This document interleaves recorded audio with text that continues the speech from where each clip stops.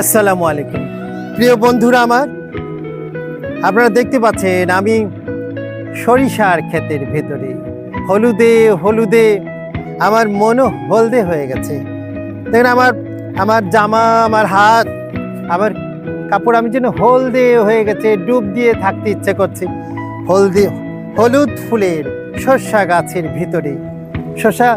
সর্ষা ফুল থেকে এই যে এখানে পাতায় পাতায় যে গন্ধ, সে গন্ধেও মন ভরে যাচ্ছে। যে হলুদ সর্ষে ফুলের যে গন্ধ, আমার মন মাতোয়ারা হয়ে গেছে।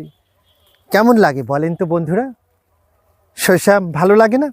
এই সর্ষা খেতে চতুর্দিকে যেন হলুদ হয়ে গেছে, মৌমাছি গুনগুন করে গান গাচ্ছে, সর্ষে থেকে মধু আহরণ করছে। এবং এই সর্ষা ফুল যখন পরিপূর্ণ হয়ে যাবে, ফল যখন আসবে, ফল হলেই দেখেনি, ফল হলে এরকম এরকম বীজ হয়ে যাবে। এই যে বীজ হয়ে যাচ্ছে, কিছুদিন পরে বীজ পাকবে, এখান থেকে সরিষা আহরণ করা হবে। এবং ওই সরিষা থেকে কি হবে? সরিষার তেল হবে।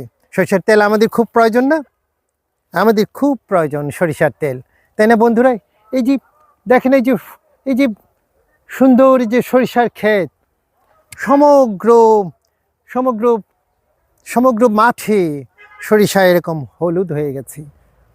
বন্ধুরা, আপনারা এ ধরনের সরিষার ক্ষেতের পাশে এসে দাঁড়াবেন, ভালো লাগবে, সুন্দর লাগবে। এবং নিশ্চয়ই আপনাদের গ্রামেও এরকম আপনারা সরিষার চাষ করেন।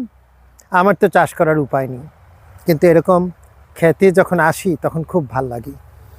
দেখেন, আমি আজকে এখানে আসলাম, এসে মন আমার মুগ্ধ হয়ে গেছে।